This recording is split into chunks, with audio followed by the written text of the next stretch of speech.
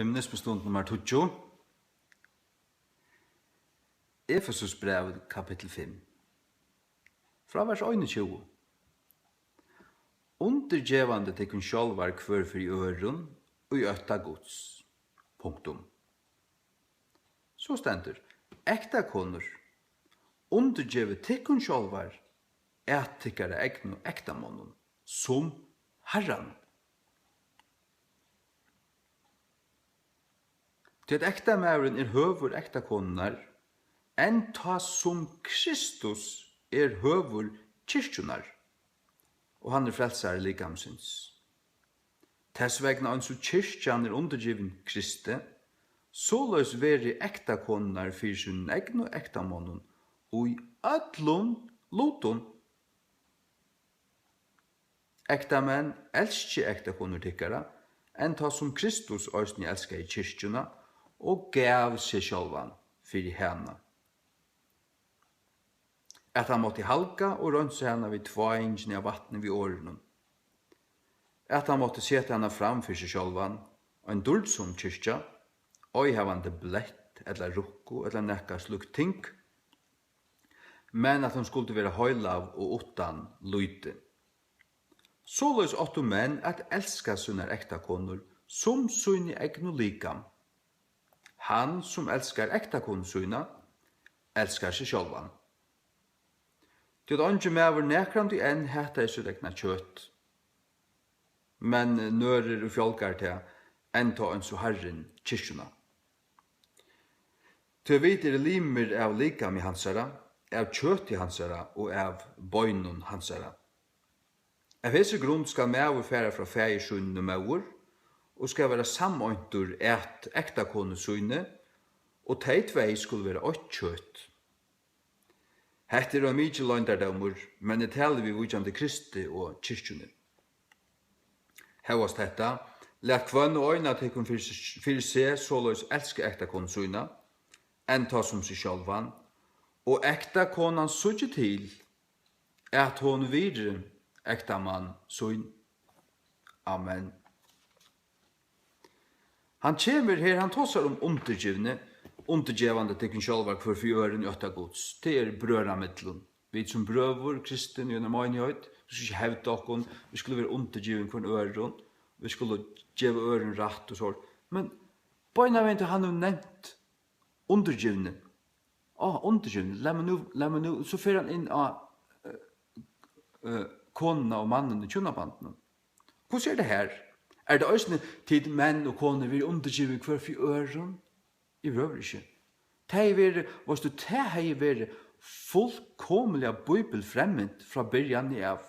Jeg sier det fra byrjan av Bibelen, og legger et minstur, og hun helder til minstun alle veien gjøkken Bibelen. Inntil for 30 år siden var det så, tar jeg alt for ut i lorst. Jauna var lorst.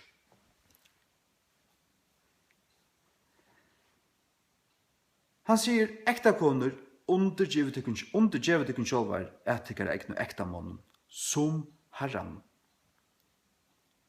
Er du en kristen kona, så er du undergivet herran. Du aktar Jesus. Og igjen, er du en kristen kona som er gift, så skal du undergivet det til en mann, som herran. Akkurat som du er undergivet herran, lær det være undergivet til en mann. Og ta i du er undergivet til en mann, så er det en gudstjeneste til rett at du gjør. Til han sier du skal gjøre det. Da du gjør det, så gjør du det for Krist, som herren. Tog at ekta mæveren høver ekta konunar, enn ta som Kristus høver kyrkjunar. Kristus høver kyrkjunar, eller kyrkjan bare sin egen herre?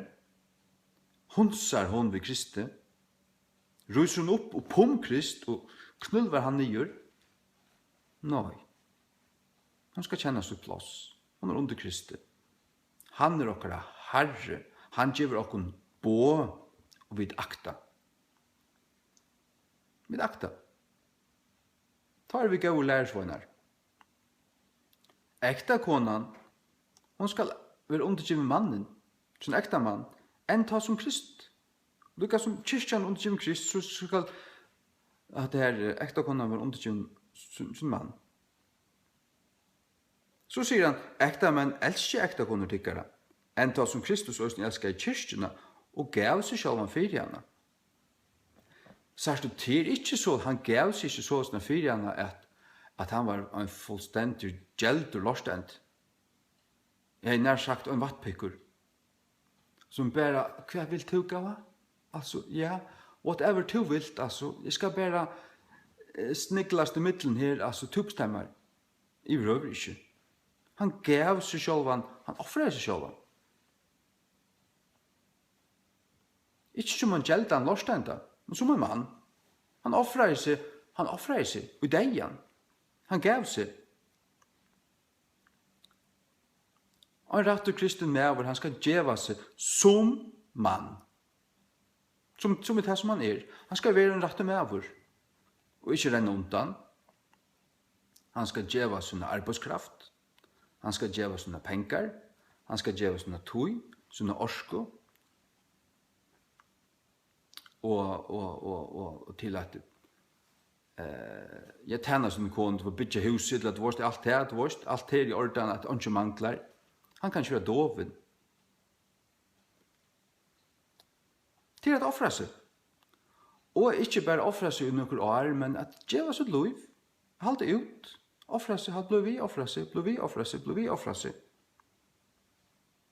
Det er som det er at elska.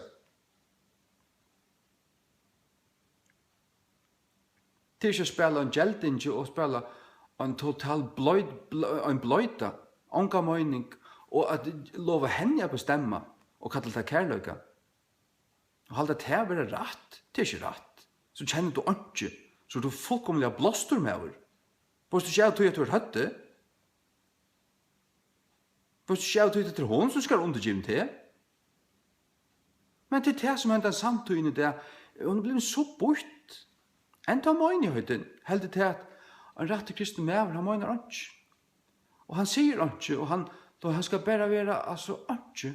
Han skal være et høym. Til gauast til oss. Gjev mer kraft. Det er ikke forsteg. Ikke forsteg.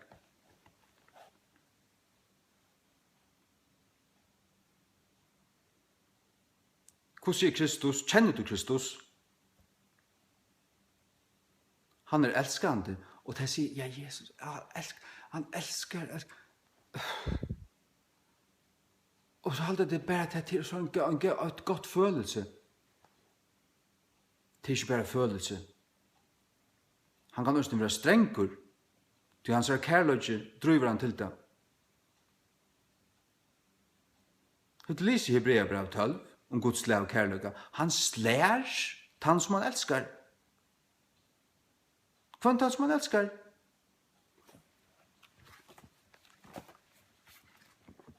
La meg lese det. Hebreerbrev 12. Fra 5. Til tid var glemt av menneskene som taler vi tikkum som vi bøten, soner moin, vann vir ikkje to eiing herrans, eller fattelig fått ta i to vir eier av honom.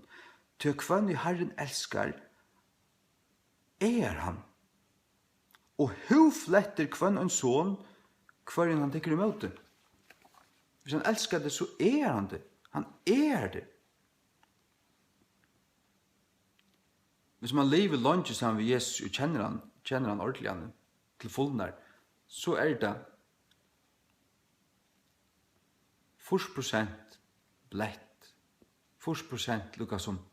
Hvis du helder det inn i, hvis du er lojen og undergiven og aktar og ikke møtressen, så først du bare at oppleve hans ragøsko til det som han vil. Til sannøyd, til det som han vil. Men hitt nøyut, så driver hans kærløyge han til òsni at vera vrøyer. Og det ikke hætur, det kærløyge som bor etter han for det. Kjæreste, til en høylt. En personlighet ikke bare ett ting, en personlighet alltid en sammansättning av många ting.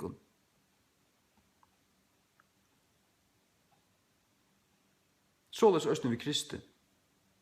Således østene vi manne. Således østene vi en tjonabande. Mæveren må forstanda hva det er å være mæver. Han må slippe å være mæver. Og halt allmenn noshøtt utanfor ditt heim. Stångkorna og sier at det skal ikke vise seg den heime. Det kommer bare til å ledja. Det er en armor opp ur helvete. Det er hva det er. Badnaværing til alt dette brasi her.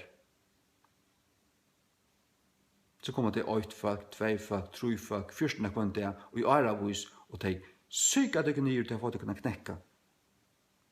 Kona giver opp, og rymer fra der.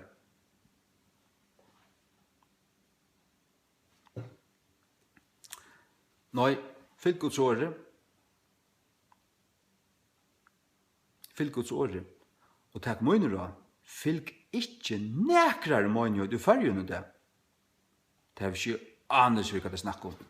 Ikke anes hva det snakker om. Så det har et humanistisk tankasett. Det vet ikke hva kærlighet er en gang. Det er bare en russer. Det er bare en godt følelse. Det er bare en følelse. Det er blitt ytler. Du sier akkurat som jeg føler meg av røljan. Du heter meg. Fakker kokbort. Kokbort.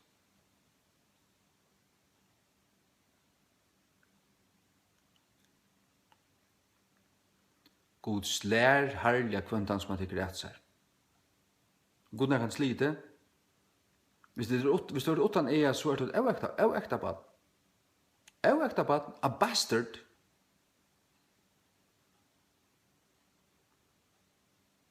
Herren er sliv med, han er ea, han har tykta meg opp. Onk du i vikebus. Jeg har kjent i andan hans av røye. Og det er ter perioden her var rønsa med møyre nekka anna og lart med godlighet. Jeg finner ikke større gagn av tøymen tøyenen enn nøkren øren tøyen. At han har. Det stender oss nye hvor han er okkur. Hebreer brev 12 på ja. Vers 8, fra vers 8. Men om det er utan eiing, hver vi atler er lovtekare, så er det avekta bøten ikke syner. Her at rett har vi haft fedrar holdsokkara som rattløyt okkon, og vi vortet tom viring. Skulle vi snegfald være undergivne i fri feir andanna og liva, til at hår sannlig og nekra få det er av okkon etter tår egna tidsje, men han fyrir gagn okkara, at vi måtte være lovtekarar og i høylavløyka hansara.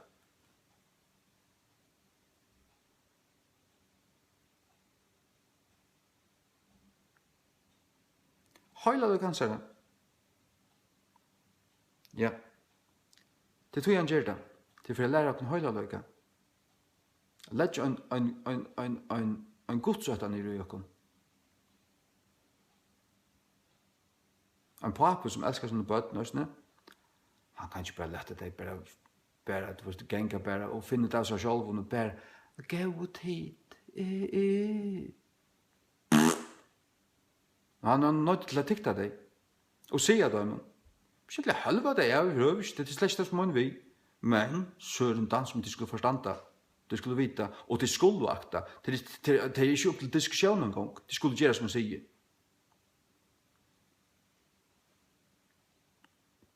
Ja. Således er en familie hvis den er ordan. Men jeg har talt meg å være ønskapet det, man kan ikke. Kan ikke. Som jeg sier, djevelen i skålen inn i landet til javna flotsen. Framsøkt, tjauelde, alt annet lort.